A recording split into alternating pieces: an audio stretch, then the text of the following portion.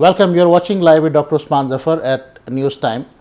Today we are going to talk about the leadership in the Middle East region. Our honorable guest is Ms. Hanan bin Khaluk, who have written an excellent book recently which is called Seeds of Change. So Hanan have been here in the region from past 18 years, and she have been at the forefront of several large public and private sector organizations. As we have seen a lot of development in the region, and we have seen a very strong leadership behind it. So it's our honor to have you, Hanan, in our show, and I would like to ask about your journey. And first of all, congratulations for your book. Thank you, and thank you for hosting me. It's my honor and pleasure. Well, my journey goes a long back. I mean, I find it even difficult to answer the very common question of where you are from, because I was born in Casablanca, Morocco, and then I moved to the US, to New York City, to continue my education and initiate my career, my professional career journey. And then since 18 years, I'm in Dubai. So now I always introduce myself. I was made in Casablanca, I was shaped in New York City, and I have been thriving in Dubai for the past 18 years. The background in business with an MBA and finalizing my DBA as well. So my journey included a very diversified professional experience with the private sector, public sector, in industries ranging from financial industry to investments to retail and hospitality. And more recently, since 8 years, I chose to start on my own and to take the entrepreneurial journey and found Sustained Leadership Consultancy, through which trying to make a positive change, to bring a new model of leadership that I believe our region is in need, especially with the changes that we are witnessing globally. Hanan, you and I have been together in many conferences as a speaker and a guest, and I have seen you, mashallah, speaking in front of the GCC leaders. So I would like you to explain our audience that what sort of leadership skills you have seen here in the Middle East. And normally when we compare the Middle Eastern region with the Western region, so here you become very quickly the Mudir and general managers, especially when you talk about the locals. So how do you see that, how they cover up that gap? And do you see any a difference between the Western and the Middle Eastern leaderships? Oh, well, absolutely. Cultures make a difference. What I mean by culture, it's not just the country's culture, but also it's the corporate culture.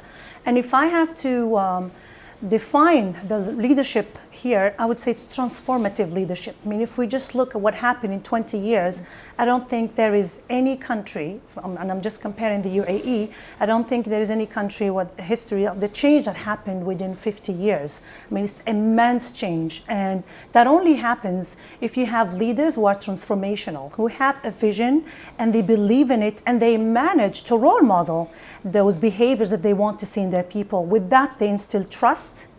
And with that, they show care, because everything they do is really has at its base is really centered around the people, centered around the care of people, centered around making the country at the forefront. And I think they succeeded because of that. And how do you see, like, more than half of the population in the Arab world, they are young entrepreneurs? Yes. And how do you see them leading the future? And do you see any gap when you talk about the main leadership roles in large corporates? You see, I think the main asset that we have in the Arab region is our youth. Having almost 2/3 of the population below 25, I think that's an immense wealth, and that is the wealth that we need to be proud of, that we need to focus on, especially as the world is moving towards knowledge-based economy. Yep. And I see that the youth is the future, and they are the positive change agents if we build them right. The issue that we have, and I came to, and I talk about that in my book. I was exposed to results firsthand with a study that I supervised that was mandated by the global consulting firm PwC, PricewaterhouseCoopers, that is called the Arab Human Capital Challenge. And through that study, we've seen that there is a gap between the skills that are taught in our educational institutions Yep. and the competency that are needed at the workplace. And if I look back, I think that's what really triggered me to start my Yeah, own. basically, like I have been also at the board Yep. of different universities, like Ajman University of Science and Technology, and recently I have been a part of Higher College of Technology's board as well. So one of the major gap we see is basically the industry engagement programs. Absolutely. So when the students, they graduated from different disciplines, and when they go out, they don't find the jobs which is related to their majors. Correct. So how do you see, what sort of actions you think the ministries or the universities or the education specialists, they really have to take to finish this gap? Well, and I think that's what we had recommended after looking at that report that really showed that gap. I believe that it's supposed to be a partnership between the public, private, and academia. They need to sit at the table and decide what kind of competencies are needed at the workplace, what kind of roles are needed in the industry, and then work backwards. So the curricula, I think the private sector and public sector have to be engaged in deciding what kind of curricula will be taught to these students. Yeah. And I also noticed one thing, that the students normally are not updated on the latest topics. Let's say if you are doing your bachelor in information technology, so you don't know much about smart cities and blockchain and IoT or any latest topics which is actually happening in the industry. What do you say about it? Well, I believe that goes across the board. So students, most of educational institutions are still working with this model that they have a set curricula, and then the kids, the youth graduate, and then they go and start looking, and then the industry feels that they're not really ready. They want them to have experience. So it's kind of a vicious circle. I believe that the industry engagement and private sector engagement should start in early age, even before university. So that direction of the future jobs has to happen at an early age, because that also weighs on governments, because they invest in all these youth to educate them, and then you have thousands of graduates every year, and then the government jobs cannot absorb all of these. I have been one of the key speakers when you talk about the future jobs. Correct. And I always say that down the line, 60% of the jobs which we are doing right now won't be there. Yes. It will be wiped out. So what sort of training skills you think which needs to be adopted in today's world? Because we can see the adoption of blockchain, IoT, and technology innovation, and then we have a fourth industrial revolution is also coming. So in your opinion, as an expert in this area, so what sort of skill set you think the students they really need to adopt, and what sort of initiatives the educational institutions they really have to take? Sure. Well, as you rightly said, since 60% of the jobs, and I think even the WEF, the World Economic Forum, in a report said that the kids who are in primary school today will have jobs that don't exist today. So they don't know. So where should we start? We should start by helping these kids to start detaching from the future jobs. The famous question, where do you want to grow up when you grow up? That we all had. Normally I ask, we have to stop that question, because then you box that kid into, I want to be a doctor or a pilot or an engineer, and then when they get there, that job is not there. So this is where we need to start. And if you look at my book, and the subtitle is about how to remain relevant in an ever-changing world. So that mindset. That's very impressive. Exactly. Becoming relevant, because I might be the expert. We both have higher education, we have doctorates and all of that, but if we don't update ourselves to remain relevant, then we will be as obsolete as, as old as is our education. A 15-year-old kid could do the job better. So it's really about preparing these youth to have what we call the 21st century skills, which is, of course, having the technology, definitely, otherwise you'll be illiterate. The illiterate of the 21st century is not the one who cannot read or write. It's a different kind of illiteracy. And then we have to make sure that they link what they want to do, the job, to a change that they want to make in the world, not to a specific job. I have a question, why should I read this book? And if I read it, what I get out of it? Well, seeds of change, as it says, is about planting the seeds for the future, the right seeds for the future, because the world that we are operating in today, the business landscape we're operating in today, is very unpredictable. And I think we had the biggest teacher in the past 18 months from COVID-19. And I had started writing my book before even COVID-19 was an issue. And then when COVID-19 crisis came, it validated the points that I'm talking about. Seeds is also framework. I mean, it means seeds, which means we need to plant the seeds for the future. But it also a framework that I believe strongly it is the future model of leadership. It's about sensing, because we can no longer predict. We can no longer base our decisions on data only. We need to develop some kind of sense. And I talk about that. We need to engage. We can no longer take decisions alone.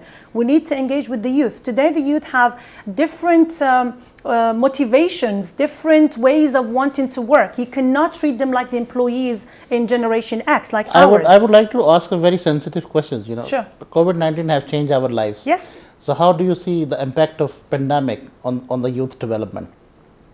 Well, it has its own advantages, just like any crisis. And I would want to borrow what Winston Churchill said: never waste a crisis. Yep. So we should never waste a crisis, because every crisis comes with opportunities. And I think this is showing us that the world is not going to stop changing. The world is just going to continue changing at really the highest speed, and we need to be resilient and agile to learn new ways. I think it's democratizing education in a way, because you have access to a lot of resources.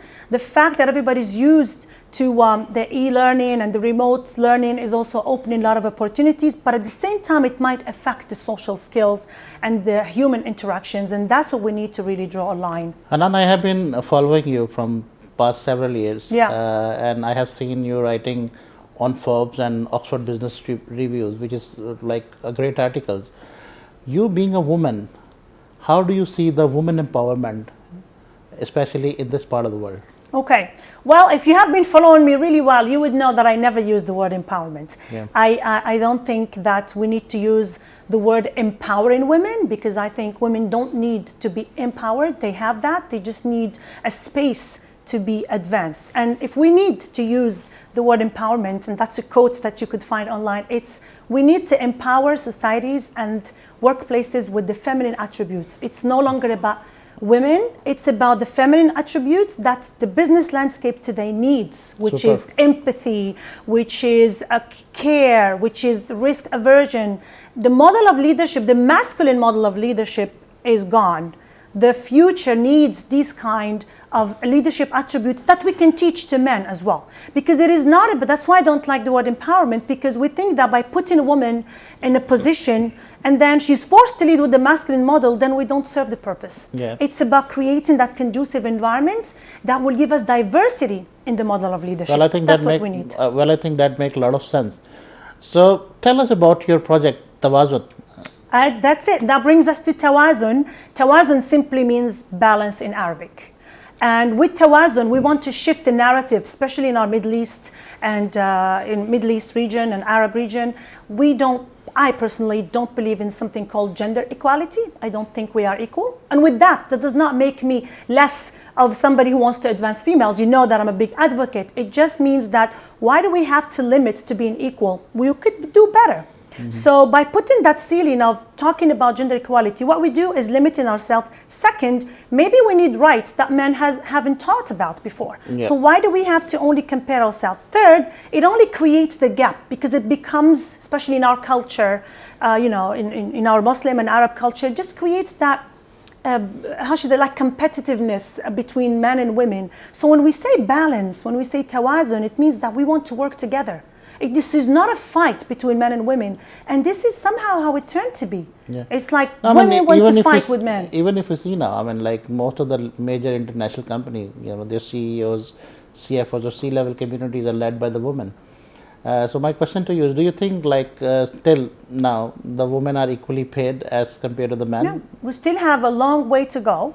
But then again, and that's what, with Tawazun, for example, we want to create this debate. We don't want to be sitting in rooms, closed rooms, only women, or making all these women network, which is great. We need safe spaces for women to talk to each other, but we need to engage together in a human-centric a discussion, not a gender-centric discussion, if we want to solve the problem once for all. Yes, there is a lot to be done. We're not even talking about equal pay. We're talking about access to education, access to health. There is so much in other countries that is, and even in the West, by the way. You know that I run chapters of international organizations, and I get invited to the Silicon Valleys of the world, and even there, in the most advanced countries, the equality is still not there. So that's why probably we need a different way of tackling this, by engaging everyone, by starting to shift the narrative that we just want to have balanced societies and balanced work environments and a balanced world.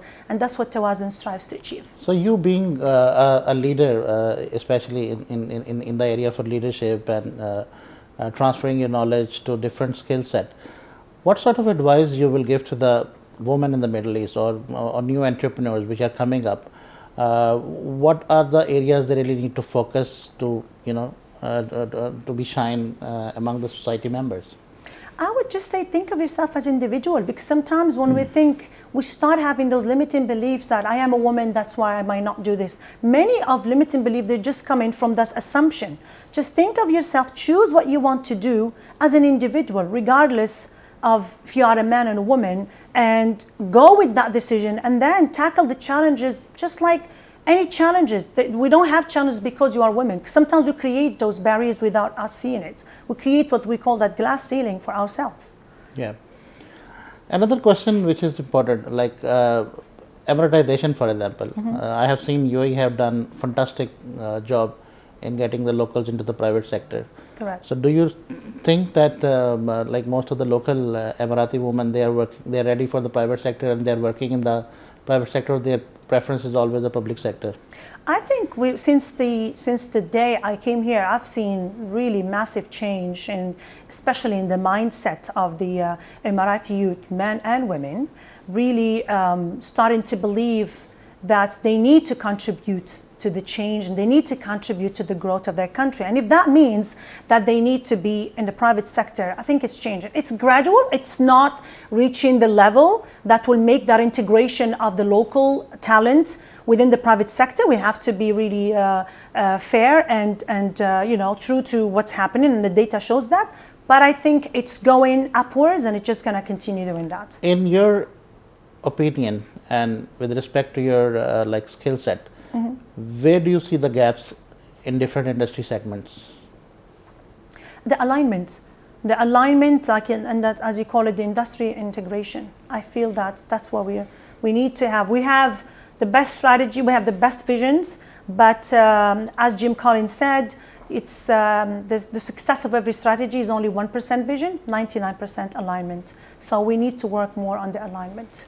And you are also running one of the very successful leadership companies, Sustain Leadership. Correct. So what sort of projects you are working on under Sustain Leadership, and in which countries? Sustain Leadership has been in business for the past 8 years, working with major banks, financial institutions here, with some of the government institutions, and it is called Sustain Leadership because it aspires to help organizations sustain their leadership. So do you have any typical leadership development methodology? Yes, yes. It's the seeds, actually. So sense, engage, empower, develop, and sustain. And that covers all the needs of the leadership model of the future. Fantastic. And I say that with full confidence. A very important question. You see, so for example, I have led many departments. I have a public sector director also. Yeah.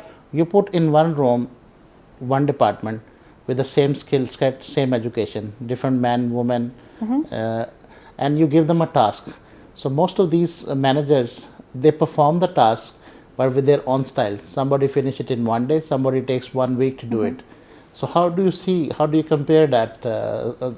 How we can improve that sort of leadership skills? Well, we are all different. It's really about knowing how to manage that diversity and how to have teams that are diverse. Some people, are more task-oriented. They need to work alone and focus on the results. Some others are more into collaborative ways, more into innovation, creativity. It's really about understanding how everybody is different, what are their areas of strength, and building. We focus in our model of leadership, we focus on strength-based training. We don't say we are fixing, because that connotation is negative. So we try to work with people, find what are their strengths and build on their strengths. Fantastic. And from there we tackle the areas of development. So yeah. Perfect.